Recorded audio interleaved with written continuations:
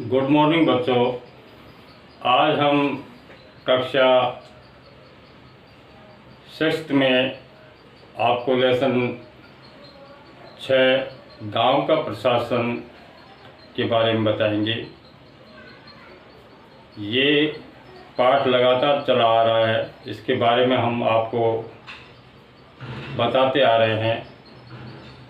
ऐसा ही आज करेंगे, आज बताएंगे। एक छोटी सी कविता है बच्चों की कि विरासत में मिला यह घर पापा को अपने पिता से, यही घर मिलेगा मेरे भैया को मेरे पिता से। पर मैं और मेरी माँ हमारा क्या, बता दिया गया है मुझे पिता के घर में हिस्से की बात। औरतें नहीं किया करती, लेकिन मुझे चाहिए एक घर अपना, बिल्कुल मेरा अपना। नहीं चाहिए दहेज में रेशम और सोना। तो देखिए, ये कविता है। आपको ये पता है कि ये कानून है हिंदू अधिनियम 2005, और इस कानून के तहत कल मैं पूरा विवरण आपको बताऊंगा इसके बारे में, हिंदू अधिनियम के बारे में। लेकिन आज मैं थोड़ा सा आपको बता देता हूं बच्चों कि ये जो कानून है, ये कानून 2005 में बनाया गया, हिंदू अधिनियम 2005।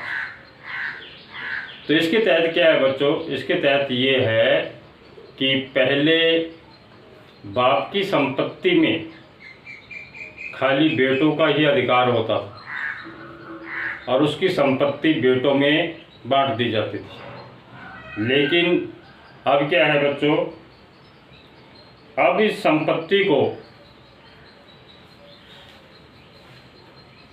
बेटों के साथ साथ माँ और बेटियों में भी बराबर बांटा जाता है। किस किस में?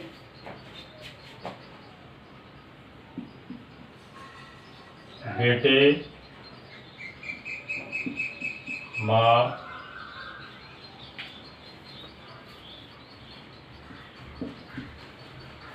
और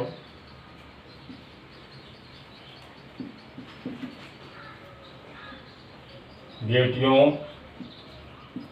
में बराबर बांटा जाता है। तो ये जमीन से संबंधित है। जमीन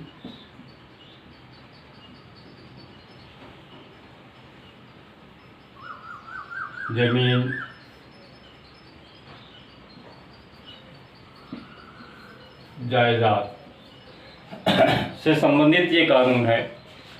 और ये जो कानून है बच्चों, बेटे जमीन जायदाद वाला, बेटे माँ और बेटियों में बराबर बांटा जाता है जमीन या कोई जायदाद। ये हिंदू अधिनियम 2005 के तहत है। अब ये पूरा इसकी जो डिटेल है बच्चों, ये कल हम आपको बताएंगे हिंदू अधिनियम 2005 में। हम आगे चलते हैं कि सार्वजनिक सेवाएं। देखिए, इस पाठ में हमने सरकार के कुछ प्रशासनिक कार्यों के बारे में पढ़ा। पीछे हमने इस अध्याय में हमने सरकार के कुछ प्रशासनिक जो कार्य हैं उसके बारे में पढ़ा था, खास करके ग्रामीण क्षेत्र के संदर्भ में। पहला उदाहरण क्या है कि कानून व्यवस्था जो है बच्चों, वो बनाए रखने के बारे में था। पहले क्या था? पहला था उदाहरण कानून व्यवस्था बनाए रखने के बारे में था और दूसरा ज़मीन के अभिलेखों की व्यवस्था के बारे में। ज़मीन की जो अभिलेख होते हैं उनके बारे में, उनकी व्यवस्था के बारे में आपको बताया था। पहले मामले में हमने पुलिस की भूमिका का परीक्षण किया कि पुलिस की क्या भूमिका होती है गांव के प्रशासन में। आप ये जानते हो ग्रामीण क्षेत्र में झगड़े होते रहते हैं, ज़मीन जायदाद के भी झगड़े होते रहते हैं, चोरी डकैती और कई प्रकार के झगड़े होते हैं। तो हम ग्रामीण क्षेत्र के सभी लोग हैं, तो हमारे झगड़े को जल्दी कौन निपटा सकता है, किसको बुलाया जाता है, मारकूट हो जाती है, झगड़ा हो जाता है तो किसको बुलाया जाता है, तो ये आपको बताया गया। तो हमने पुलिस की भूमिका का परीक्षण किया और दूसरे में पटवारी की भूमिका का, जो कि ज़मीन के अभिलेखों की व्यवस्था के बारे में था। इसके काम का विभाग के अन्य लोगों द्वारा निरीक्षण किया जाता है। विभाग के लोग आते हैं, आके पुलिस का काम भी देखते हैं, इसके साथ पटवारी का भी काम देखते हैं। तो अलग अलग लोग, विभागीय लोग आते हैं और उसका क्या करते हैं, उसका परीक्षण करते हैं या निरीक्षण करते हैं। जैसे पुलिस अधीक्षक है, ये पुलिस के बारे में निरीक्षण करता है कि मेरे अधिकार क्षेत्र में जितने भी थाने हैं, थानों में किस प्रकार से काम चल रहा होता है। इसी प्रकार से तहसीलदार आते हैं कि अभिलेख, ज़मीन के अभिलेख सही हैं या नहीं है, तो इसके बारे में निरीक्षण कौन करता है, तहसीलदार करता है। और उन्हें किस तरह की समस्याएं आती हैं, सुविधाओं का इस्तेमाल करते हैं लोग, कैसे इन सुविधाओं का इस्तेमाल करते हैं और उन लोगों को किस तरह की समस्याएं आती हैं। इन सेवाओं का उपयोग कानून के अनुसार होना चाहिए। ये जो सुविधाएं हैं बच्चों, इनका क्या है, उपयोग जो है वो कानून के अनुसार होना चाहिए। जिस तरह से हमारा कानून है कि पुलिस कानून के अनुसार काम करे, पटवारी जो है कानून के अनुसार काम करे, तो इस तरह ये काम होते रहते हैं। और इनका निरीक्षण भी होता रहता है, समय समय पर इनका निरीक्षण होता रहता है। जैसे पुलिस अधीक्षक है, थानों में, हर थानों में जा के वहाँ निरीक्षण करते हैं, जो केस फाइल है उनको देखते हैं। इसी प्रकार से तहसीलदार जो होता है बच्चों, वो भी आता है और वो भी अपने क्षेत्र के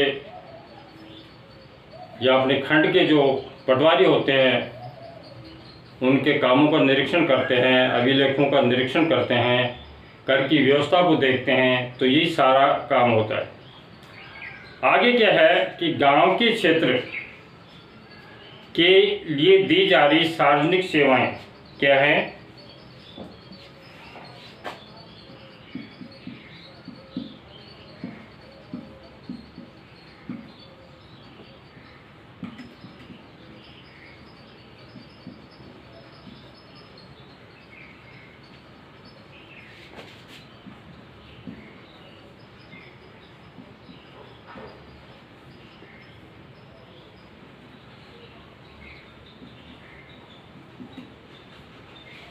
गांव के क्षेत्र के लिए दी जा रही सार्वजनिक सेवाएं जो हैं वो है कि कौन कौन सी सेवाएं हैं, उनकी सूची इस प्रकार से मैं आपको वैसे ही बता देता हूं कि दुग्ध उत्पादन समिति, क्या बताया बच्चों, दुग्ध उत्पादन समिति। दूसरा है बीज और खाद के लिए कृषक समिति, बीज और खाद के लिए कृषक समिति। आगे आता है राशन की दुकान। आप ये जानते हो आपके हर गांव में उचित मूल्य की दुकानें होती हैं, जिनको हम क्या कहते हैं बच्चों, राशन की दुकान कहते हैं। वो आती हैं। इसके साथ ही डाक बंगला, आंगनवाड़ी केंद्र, बालवाड़ी, बैंक, सरकारी स्कूल, प्राथमिक स्वास्थ्य केंद्र और अस्पताल इत्यादि। ये बच्चों क्या है कि हमारे सार्वजनिक सेवाओं की सूची है। आगे हम सबसे पहले आपको एक बिटिया की चाह की कविता आपको सुनाई थी। ये कल आपको हिंदू अधिनियम 2005 के बारे में बताऊंगा। आज मैं इतना ही बच्चों, थैंक यू।